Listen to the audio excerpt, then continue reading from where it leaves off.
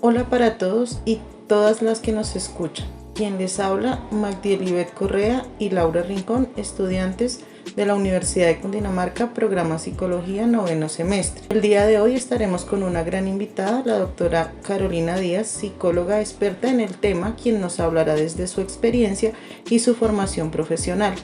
Realizaremos un episodio sobre violencia sexual y todo lo que abarca en este gran tema. Hola doctora, cuéntanos de ti, de tu formación profesional y de tu experiencia laboral. Bueno, a todos y a todas, muy buenos días. Mi nombre es Lady Carolina Díaz Prieto. Como lo dijo Laura, soy profesional en psicología. Soy formada como especialista en psicología jurídica y forense, egresada de la Universidad de Santo Tomás. Mi experiencia laboral pues siempre ha sido en el sector público. En un primer momento estuve vinculada en la alcaldía de Bogotá en 2 administraciones, trabajando para nuestra primera infancia, y actualmente me desempeño como profesional especializada en la Defensoría de Familia Caiba, Centro de Atención Integral a Víctimas de Violencia Sexual, en el Centro Zonal de Facatativá Regional Cundinamarca. Para mí es todo un placer y aceptar esta invitación para hablar con ustedes. Gracias, doctora. Para comenzar, quiero que por favor nos expliques qué es violencia sexual. Bueno, la violencia sexual hay que entenderla como un fenómeno en donde busca la coacción o la vulneración de los derechos de niños, niñas, adolescentes, mujeres, hombres. Pero hablando de violencia sexual en contra de nuestra niñez y nuestra adolescencia o juventud, debemos de tener en cuenta que la violencia sexual comprende todo tipo de maltrato, fuerza, afectación psicológica, física, emocional. Creo que es una de las formas de violencia que más perjudican el proceso de desarrollo psicoemocional y psicosexual. Aparte de eso, porque está caracterizado porque hay relaciones de poder en donde el presunto agresor quiere colocar en vulneración a nuestra niñez. Las consecuencias que se viven son a corto, mediano, largo plazo, y hay de diferente, las consecuencias se pueden manifestar de diferentes maneras. Creo que quizás más adelante podemos hablar un poco de esas consecuencias o de esas lesiones y secuelas. Sí, señora, nos gustaría que de pronto nos comentaras cuáles manifestaciones o diferentes tipos de violencia sexual existen. Pues de acuerdo a la categorización de violencia sexual, pues tenemos actos sexuales. Los actos sexuales se pueden categorizar como actos sexuales abusivos o actos sexuales violentos, y es todo lo que hablamos de tocamientos o de situaciones en donde se expone a los niños, niñas y adolescentes a alguna situación de tipo sexual que les afecte y que les vulnere. ¿Sí? Es importante que también tengan en cuenta que el acto sexual abusivo se realiza con menores de 14 años, ¿sí? Y por eso es la categoría en cuanto al derecho penal o al código penal. Y el acceso carnal violento pues se distingue porque hay un ejercicio arbitrario, un ejercicio de fuerza. Tenemos también el asalto sexual. El asalto sexual habitualmente se da en vías públicas. En una cantidad muy baja existen estas situaciones. También tenemos el acceso carnal, pero el acceso carnal tiene la misma tipificación como los actos, ¿sí? Entonces está el acceso carnal violento y el acceso carnal abusivo. El acceso carnal abusivo se da cuando son menores de 14 años y el acceso carnal violento pues se da cuando son mayores de 14 años y hay un ejercicio de violencia, ¿sí? En el acceso carnal también tenemos que hay un acceso carnal con persona incapaz de resistir. Cuando se habla de incapaz de resistir, hablamos de niños, niñas, adolescentes o adultos que tienen una condición de discapacidad en donde no cuentan con las capacidades para poder defenderse. O tenemos también un acceso carnal que se llama acceso carnal con persona puesta en incapacidad de resistir, ¿sí? En ella es cuando colocan a la persona en una incapacidad. Por ejemplo, cuando a la presunta víctima la drogan, ¿cierto? La ponen en un estado de inconsciencia para poderla acceder, ¿sí? El acceso, habla el Código Penal, que es cualquier penetración vía anal, vaginal, oral, en donde pues obviamente hay ese tipo de manifestación o de vulneración en su esfera sexual. Hay otra que se habla de la explotación sexual comercial. La explotación sexual comercial de niños, niñas y adolescentes es cuando hay, digamos, una satisfacción no solamente sexual, sino que un tercero, ¿sí?, tiene un recurso económico, ¿cierto?, en donde se comercializa el cuerpo, ¿sí?, en donde el presunto agresor ya no solamente es la persona que accede al niño, niña o adolescente, sino también el que se lucra por esto. Tenemos también la trata de personas con fines de explotación sexual comercial, y a este se le puede añadir que cuando se habla de trata hay ciertos verbos que se conjugan en el tema de trata, que es el de captar, ¿sí?, el de captar a una persona, el de hacer que la persona se vaya de un lugar a otro, ¿sí?, en donde también hay un rubro económico y hay una satisfacción sexual. Y existe pues la violencia sexual en el marco del conflicto armado, que se da pues de acuerdo pues a nuestra situación. Nosotros tenemos conflicto, o teníamos, pero pues con la existencia de conflicto armado también se veían situaciones de violencia sexual entre grupos al margen de la ley y no al margen de la ley, ¿sí? Y bueno, estos son los tipos de violencia sexual que podemos en este momento hablar. También tenemos otros. Existe matrimonio servil, ¿sí? Tenemos otros tipos de violencia sexual como la esclavitud sexual, que pensamos que eso no existe, pero sí realmente existe. Tenemos el uso de métodos anticonceptivos forzados o el aborto forzado, que son otros tipos y otras formas de violencia sexual que casi no conocemos o los medios de comunicación no nos la hacen ver, pero que también existen, ¿sí? Gracias, doctora. Es importante porque muchas veces solamente o conocemos o tenemos presente como abuso sexual cuando de pronto acceden carnalmente o bajo la penetración, y pues es importante conocer los diferentes tipos. Partiendo de los diferentes tipos de violencia sexual, ¿a dónde se puede acudir cuando se conoce este tipo de casos? Hay una ruta de atención integral, ¿sí?, en donde le permiten a las presuntas víctimas acceder a varios sectores, ¿sí? Acceder al sector justicia, al sector salud, al sector protección, ¿sí?, y al sector educación cuando hablamos de niños, niñas y adolescentes. ¿Dónde denunciarlo? Pues se puede denunciar ante la Fiscalía General de la Nación, cuando están vinculados al sistema educativo, a los profesores, a los orientadores. Tenemos personerías, la Defensoría del Pueblo, tenemos el ICBF, tenemos las comisarías de familia, ¿sí?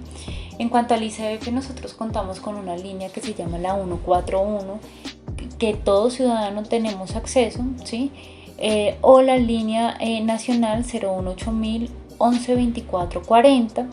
Es importante que las personas que quieren denunciar que sean víctimas de violencia sexual o que conozcan alguna presunta víctima tengan en cuenta que la información se maneja con confidencialidad, que es un servicio gratuito, que brindamos orientaciones, pero también garantizamos que haya una corresponsabilidad de los otros sectores, que se le brindará atención profesional, que debe de haber seguimiento y acompañamiento a las presuntas víctimas de violencia sexual, y que siempre una persona que haya estado expuesta a situaciones de violencia sexual se le debe de garantizar la atención por salud, ¿sí? Eso ninguna entidad de salud debe de negar los servicios de manera integral. Es decir, que se puede acudir pues inicialmente a cualquier entidad de salud, a Bienestar Familiar, a la Fiscalía General de la Nación o a la Policía Nacional. Sí, así es. Y digamos, ¿dónde se puede denunciar penalmente este tipo de casos de violencia? Bueno, cuando hablamos del acceso a la justicia, entonces tenemos la Fiscalía General de la Nación. Hay en algunos sectores del territorio CAIVAS. En los CAIVAS son, digamos que, un grupo de varias entidades que busca la atención integral, ¿sí? Entonces encontramos ahí fiscalías, medicina legal, comisarías y CBF, en donde pues la víctima sea en un mismo sitio atendida, ¿sí? Tenemos el CAPIV, que en este caso es el Centro de Atención a Víctimas de Violencia Intrafamiliar. Tenemos las URIs, las salas de atención al usuario, Policía Judicial, que es un cuerpo especializado de la policía, en donde cuentan con salas de denuncias, Policía de Infancia y Adolescencia. Pues esas son las entidades donde nosotros podemos acudir a la denuncia para atender a todo el sistema judicial. ¿Y a dónde podemos acudir para exigir atención en salud? ¿Y de qué manera debemos ser atendidos cuando de pronto presentamos un caso de violencia sexual? Bueno, es importante que se tenga en cuenta que en el 2012 el Ministerio de Salud da una resolución que es la 459, en donde informa que todas las entidades de salud, no importa si son públicas, si son privadas, deben de brindar la atención de manera prioritaria, ¿sí? Prioritaria es urgente. No importa si han pasado 72 horas del hecho o si han pasado menos de 72 horas, a cualquier víctima se le debe brindar atención de manera inmediata. Podemos acudir a los hospitales público-privados, podemos ir a las clínicas, a los centros de urgencia, a los centros de salud. No importa si ya se colocó la denuncia o no. Cuando yo he sido expuesta a una situación de violencia sexual, cualquier entidad de salud, con o sin denuncia, con o sin proceso administrativo en el ICBF o en la comisaría, me deben de garantizar mis atenciones médicas. Doctora, ¿qué atención se le debe brindar desde el sector salud a un niño, niña o adolescente que ha sido víctima de violencia sexual? Bueno, de acuerdo a la resolución que habíamos hablado ahorita, la 459, nos deben de dar atención inmediata, urgente. ¿Sí? ¿Y qué es urgente? Pues que tenga atención médica y apoyo psicológico oportuno. ¿Qué significa eso? Que no solamente es la atención es por medicina general, me tiene que atender el pediatra, el ginecólogo, me tiene que atender trabajo social, psicología y las especialidades que yo requiera en este caso. ¿Listo? Aparte de eso me tienen que, y eso se llama protocolo de atención integral a víctimas de violencia sexual. De eso habla esa resolución. ¿De qué también tengo acceso? ¿O me tienen que garantizar? Pues un tratamiento, si lo requiero, frente a los medicamentos para prevenir infecciones de transmisión sexual o VIH-Sida, ¿sí? De que también debo de tener acceso a que me brinden orientación frente a la anticoncepción de emergencia, ¿sí? De que también debo de tener orientación frente a la interrupción voluntaria del embarazo. Cuando yo puedo interrumpir el embarazo cuando el hecho es causado por una situación de violencia sexual, ¿sí? Debo de tener acceso también a servicios de laboratorio con el fin de garantizar mi salud. Debo de tener no solamente una atención psicológica, me tienen que brindar una atención psicológica inmediata a los 15 días, al mes, a los 3 meses, a los 6 meses. Y esa es la atención que todas las EPS me deben de garantizar. Doctora, ¿por qué considera que es importante que se deba denunciar este tipo de casos? Si uno va a revisar estadísticas, que realmente pues sin enfatizar en el tema de estadísticas, pero si uno va a revisar la afectación que causa a corto, mediano y largo plazo los hechos de violencia sexual, uno habla sobre el restablecimiento de derechos o sobre la reparación. Y cuando se habla también de reparación, uno dice, ok, debo tener atención en salud, el sistema educativo me tiene que garantizar mi permanencia en el colegio, tiene que evitar mi deserción escolar, me tienen que brindar atención psicológica, psiquiátrica si lo necesito, pero dentro de un proceso de restablecimiento de derechos, ¿cierto? Debo de garantizar el acceso a la justicia. Y yo como presunta víctima solicito que haya justicia. Es importante que cuando hablamos de un afrontamiento de una situación de violencia, también debo de hacer todo un proceso de elaboración emocional, ¿sí? En donde acepto que esto pasó, resignifico el hecho victimizante, pero también necesito justicia, ¿sí? Entonces, primero, porque debo de tener acceso a la justicia, ¿sí? Pero también cuando yo denuncio, estoy evitando que más niños, niñas, adolescentes, mujeres, hombres estén expuestos a esa situación, ¿sí? También que evito evito o que me ayuda a recuperarme emocionalmente, ¿sí? Eso le permite a una persona recuperarse, no sé si más rápido, pero sí por lo menos tener, que se haya tenido en cuenta su revelación, ¿sí? Porque a las víctimas se les dificulta su revelación porque es que va en contra de su integridad. Una de las situaciones que causa más daño es la violencia sexual, ¿sí? A nivel emocional, en cuanto a su proyecto de vida, en cuanto a su toma de decisiones. El tema de la denuncia es muy importante si tú lo ves de manera integral, entonces por recuperación, por elaboración, para evitar más víctimas, para nuevamente recuperar o reestructurar mi proyecto de vida, pero también estoy protegiendo a las demás víctimas o futuras víctimas de esa persona. Es necesario que haya justicia, es necesario solicitarle al sistema de justicia que realmente haya un proceso penal en contra de ese presunto agresor.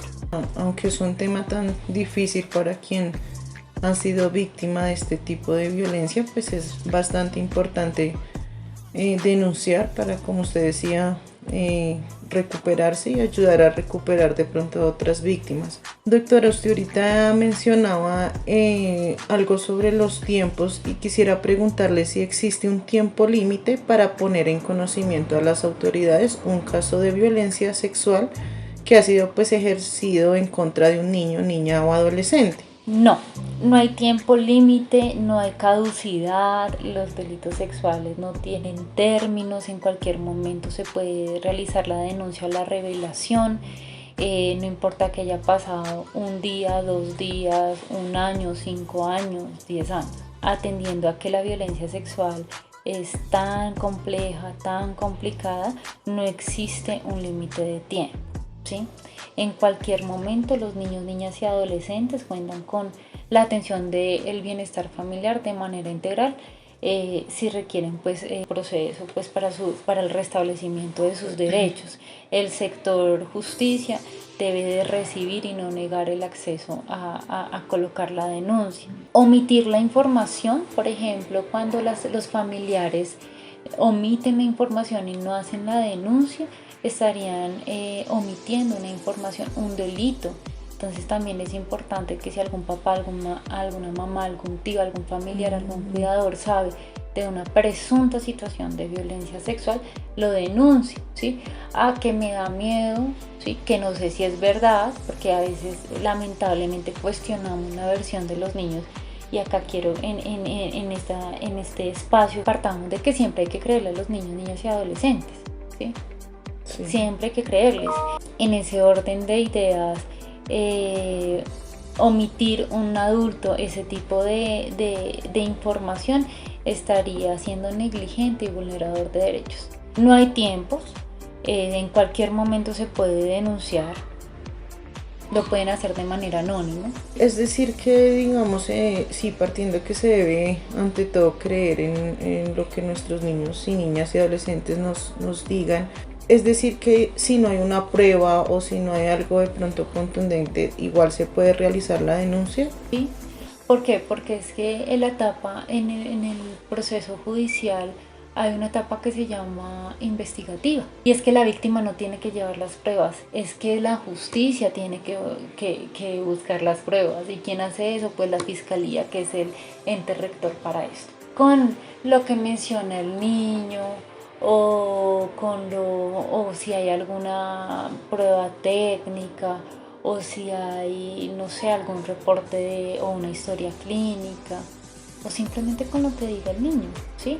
O sea, quien hace la investigación no va a ser el niño y no va a ser la familia, sino va a ser pues la fiscalía, que para eso tiene su cuerpo, el cuerpo técnico de investigación, ¿sí? El CTI, para eso tienen policía judicial. Ellos son los que hacen la investigación y se la presentan o se coayuda con el fiscal asignado. ellos son los que realmente, no las presuntas víctimas ni sus familiares. Para finalizar, quisiera que de pronto nos dijeras si de pronto desde tu experiencia o cuáles crees que son las señales de alerta emocionales y físicas que puede presentar un niño y que tal vez no comunique, que uno de pronto pueda visualizarlo desde ahí, tanto emocionales como físicas. Las físicas son son observables, ¿no? Son más rápidas de identificar cuáles son, pues dolor, inflamación en el área genital, anal o bucal, ardor, podemos ver, por ejemplo, infecciones urinarias o enfermedades de transmisión sexual, ecopresis, alguna laceración, alguna herida, dolores musculares, dolores abdominales, alteraciones en el sueño y emocionales. Mira, podemos ver muchísimas. Como pueden ser niños o que se aíslan, o niños que son irritables y agresivos, niños que son ansiosos, apáticos, que lloran y no sabemos por qué, son niños que a personas que ya habían conocido de un momento a otro les tiene miedo. Algunos pueden tener bajo rendimiento académico, dificultades en los ciclos del sueño, pueden tener trastornos de alimentación. En cuanto a la esfera sexual, entonces vamos a tener niños con conductas sexualizadas inapropiadas para la edad, o con una jerga, con un vocabulario que no es adecuado para su ciclo vital. Vamos a tener comportamientos modelados frente a su esfera sexual, conductas erotizadas. En un resumen, es lo que te puedo decir frente a cuáles, digamos, que los signos que nos puedan presumir que hayan estos niños estado expuestos a alguna situación de violencia sexual. Que esto se puede presentar siempre, depende del niño, la niña o el adolescente. Pero entonces siempre que presentan estos signos es porque han sido violentados sexualmente. No, sabemos que, por ejemplo, puede existir en un divorcio de unos padres, pues niños que entren en estado de ansiedad o con alteraciones del sueño. Entonces hay que también tener el ojo muy fino para presumir una situación de violencia sexual. Que es importante, Laura, que los adultos que son cuidadores tengan unos canales de comunicación enseñarles hábitos de autocuidado, decirles cómo se llaman las partes íntimas, enseñarles a los niños qué conductas son adecuadas, cuáles son inadecuadas, preguntarle. A veces nos quedamos como, ¿cómo te fue, hijo? Bien, y uno no le pregunta qué es bien, entonces, ¿cómo te fue? Bien, ¿qué hiciste? Entonces, establecer diálogos y no quedarse con lo mínimo que le dice el niño o el adolescente. Bueno, doctora, muchas gracias por tu aporte y compartirnos tu conocimiento desde tu experiencia y de todo lo que has tenido que enfrentar como profesional. Entonces, muchas gracias, doctora Carolina, por tu tiempo y compartirnos tus conocimientos. Gracias por darme este espacio, que tengan un feliz día, tarde o noche.